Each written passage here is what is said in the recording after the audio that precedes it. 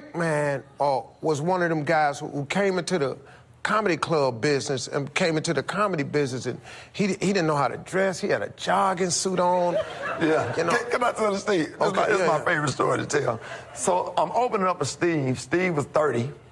I'm like 19. Steve was kind of tall, skinny, had a high box fade, and had on a shirt with some polka dots on it. Like, I guess Kwame was hot at the time. Right? I was nice. I was nice. Hey, no, I was but Steve, you got the outfit from Oak Tree. Yeah, I was nice. Oak Tree? Yeah. Remember Oak Tree? Yeah. Oak Tree back in the day. And so I had a brand new Nike jogging suit on, so I thought I was sharp. So he, Steve like, hey, you on the show with Steve Harvey.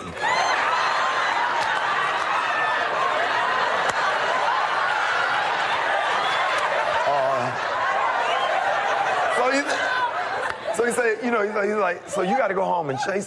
He said, you need to change because when people pay money to come see you perform, you need to, dress accordingly. So he said, but I'm going to let you go ahead and introduce. So I was like, your headliner, give it up for Steve Harvey. It was clever. So by the time Steve did his routine, I jumped in my 79 Cutlass, two-door, and drove all the way home, changed clothes, and put on the suit. And by the time he said, thank y'all, I'm Steve Harvey, I went back on stage and said, give it up for Steve Harvey. He said, that's what I'm talking about. But my favorite Steve Harvey moment was when I opened up for the Kings.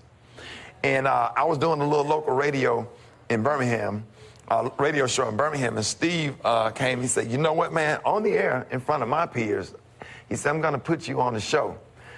And I was excited, so I drove to Atlanta, picked up my son, and drove all the way back to Birmingham. And when I got through performing, you did something, it was almost like you anointed me in the comedy game. Because when I introduced you in front of my people, Birmingham, Alabama, you brought me back out on stage. He said, ladies and gentlemen, he said, I want to tell y'all something. Y'all need to be proud of this young man because this is the next one. He said, and it meant so much to me. I went backstage. I never told you this. I went backstage and I just cried because nobody has ever did nothing like that for me in front of my peers. Because at the end of the day, I'm going to be buried in Birmingham. My school teachers was in Birmingham. My grandmama, my granddaddy, everybody. Birmingham, Alabama, that's where I'm from. And you made people at home respect me. Wow. And because,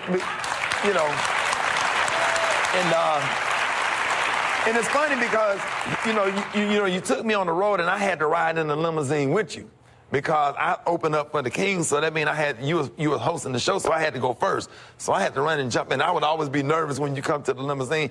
I tried to stay out your way, I try not to bother you. I'm just thankful. And you say, hey, man, stop saying thank you so much. so I would get in the limousine, and I would scoot all the way up by the driver, and I was sitting up there by myself, and I was sitting up there and I see you and your bodyguard, Boomerang, coming to the limousine. I'm like, oh, Jesus, here he come. I just hope I'm dressed right. I hope I don't do nothing wrong.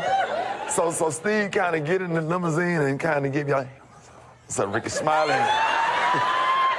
You ready? You ready? I'm like, yes, sir, I'm ready. I just wanted to, hey, stop thanking me every 5 minutes.